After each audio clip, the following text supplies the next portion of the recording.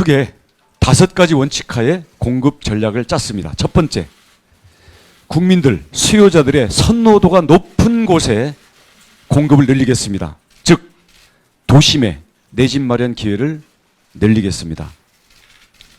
지난 10년 동안 도심의 정비 사업이 지나치게 억눌려 왔습니다. 재개발, 재건축 사업을 정상화해서 전국적으로 22만 호, 서울에만 10만 호 이상을 신규 정비구역을 지정해서 공급을 대폭 확대하겠습니다. 이를 위해서 안전진단은 현재 구조 안정성 비중이 과거 20%에서 50%까지 지나치게 높여져 있는데요. 이 부분을 합리적으로 조정을 하고 일부 지자체의 자율권도 확보하는 방향으로 하겠습니다. 이에 대한 구체적인 내용은 우리 연내로 지자체들과의 협의를 통해서 확정짓도록 하겠습니다. 재건축 초과 이익 당연히 환수해야 합니다. 하지만 그 환수는 적정해야 하고 이 환수 제도가 정비 사업의 추진 자체를 가로막는 장벽이 되어서는 안 된다고 생각합니다. 합리적으로 조정하겠습니다. 이 내용은 법률 개정이 필요한 사항입니다. 그렇기 때문에 국토부가 재건축 초과 이익 부담금을 어떻게 조정하겠다라는 결론을 미리 제시하는 것은 국회 논의 과정에서 변경이 생겼을 때 국민들께 매우 큰 혼란을 줄 수가 있기 때문에 저희가 이것은 국회에 입법 과제로 제출하면서 9월 중에 국토부의 방안을 제시하도록 하겠습니다. 도심 복합 사업, 주거와 업무, 상업시설이 함께 고밀도로 개발하는 도심 복합 사업인데요. 그동안 공공에만 자격을 주던 것을 이제는 민간에 확대를 해서 도심 내에서 창의적인 주거와 업무용 건축의 개발이 가능하도록 하겠습니다. 크게 두 번째 원칙입니다. 이제는 주택이 가는 곳에는 교통이 함께 가도록 하겠습니다. 편리한 교통, 쾌적하고 안전한 주거 환경이 함께 조성되는 주거를 공급하겠습니다. 그동안 2기 신도시 입주는 됐는데 교통이 따라오지 않아서 많은 고통을 겪고 계십니다. 출퇴근에만 3시간이 걸리는 저녁을 빼앗겨버린 삶을 어떻게 개선할지에 대해서 특단의 교통대책을 마련하겠습니다. 3기 신도시는 현재 택지가 발표돼서 사업이 진행되고 있는데요. 남양주 왕수, 고양 창릉, 하남 교산, 인천 계양, 부천 대장, 광명 시흥 등 입주에 맞춰서 아무리 늦어도 입주에 맞춰서는 교통대책이 완비될 수 있도록 하겠습니다. 1기 신도시는 이미 29만 호가 30년이 이제 넘어가고 있습니다.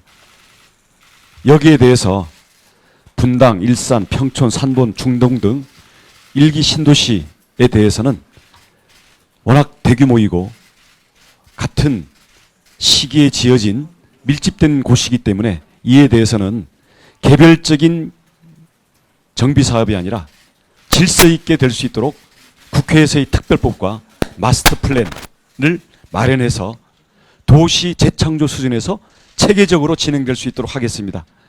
수도권뿐만 아니라 지방의 도시들도 노후 주거 환경 그리고 지방 소멸의 문제가 심각합니다. 지방 도시에 있어서의 노후 주거지와 도심의 복합 개발이 활성화될 수 있도록 하고 특히 여기에 따른 개발의 사업성과 개발 주체들의 개발 역량이 매우 열악한 상황이기 때문에 이에 대해서 공공 그리고 지자체가 적극적으로 지원하도록 개발 체계를 만들겠습니다. 이번 폭우 사태에서 본 것처럼 재취약 주택의 해소 문제가 심각합니다.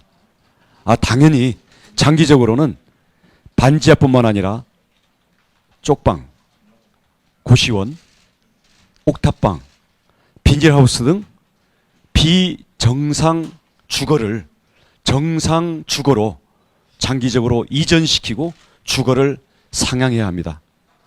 이미 이에 대해서는 지속적으로 추진을 해오는 사업이 있고 또 침수 우려가 있는 지역에 대해서는 지자체가 지하 주거 용도를 금지시킬 수 있는 권한이 이미 법에 반영이 되어 있습니다. 앞으로 단순히 반지하뿐만이 아니라 모든 비정상 거처들이 주민들의 의사와 지자체들의 실정을 반영해서 앞으로 이게 체계적이고 단계적으로 진행될 수 있도록 종합대책을 연내에 마련하도록 하겠습니다. 세 번째 원칙입니다. 시간을 단축하겠습니다. 너무 오래 걸립니다. 환경영향평가, 교통, 경관, 심지어는 교육영향평가까지 하면서 유사한 심의들을 중복되게 또 칸막이로 인해서 이런 것들이 시간을 많이 잡아먹고 있는데요. 이런 부분들을 통합하고 신속하게 심의하도록 하겠습니다. 그리고 도심 개발도 타당성 조사를 비슷비슷한 조사를 2번, 3번씩 하는 것들을 모두 한 번으로 통합해서 신속하게 진행하도록 하겠습니다. 네 번째 원칙입니다.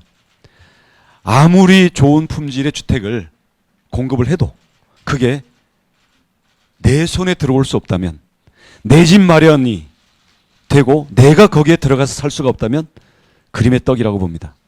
우리 국민들이 원하는 것은 내가 들어가서 안심하고 살 수 있고, 그리고 그게 내 집 마련이 될 수 있는 주택을 원하고 있습니다.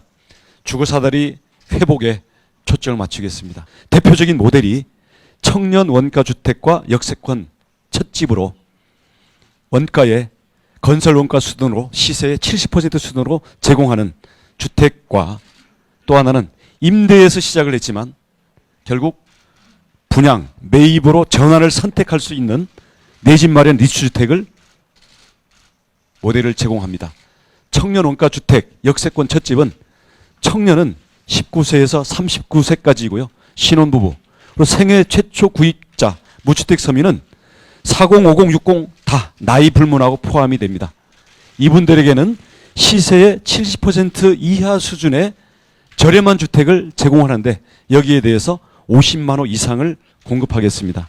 이 중에 일부는 연내에 사전 청약이 가능할 것으로 보고 있고 그에 따른 일정을 제시하도록 하겠습니다. 주거의 품질도 확보하겠습니다. 특히 층간소음으로 우리 국민들이 너무나 많은 고통을 겪고 있습니다. 아이를 키우는 집에서는 아이들이 뛰어놀 수 있는 자유도 주지 못하는 그런 눈치를 보는 삶을 살고 있고요. 층간소음에 시달리는 분들은 정말 이웃과의 갈등 때문입니다. 앞으로는 아래층에서 위층으로 직접 올라가서 이웃끼리 싸워야 되는 일이 없도록 저희들이 층간소음 해결하기 위한 대책에 나서겠습니다. 신축 주택은 소음 기준을 강화해서 온갖 인센티브와 함께 사후 검사 제도를 통해서 층간소음에 대한 확실한 해소를 저희들이 강력하게 추진하겠습니다. 구축 아파트들에 대해서는 소음 저감의 여러 가지 자재와 기술들을 지원을 하도록 하겠습니다. 이러한 5가지 원칙 하에 향후 270만 호를 공급하겠습니다. 이 중에는 서울에 50만 호, 정비사업을 통해서 도심에 52만 호, 공공택지, 신도시 등에는 88만 호가 공급이 됩니다. 집값이 지금 하향세를 보이고 있는데 270만 호가 혹시 너무 많은 게 아니냐, 이런 질문을 할 수가 있는데요. 270만 호는 인허가 기준이기 때문에 공급과는 시차가 있습니다. 그리고 여기에는 정비 사업이 많이 들어가 있기 때문에 주택의 멸실 부분도 감안을 해야 됩니다. 그런 면에서는 앞으로 향후 5년간 270만 호의 인허가 물량을 공급하겠다는 것은 저희들이 민간 전문가들과도 적정한 수준이라고 저희들이 계산을 했습니다. 물론 앞으로 이것은 공급 능력을 뜻하지 이 공급을 공공이 강제적으로 쏟아내겠다는 뜻은 아닙니다.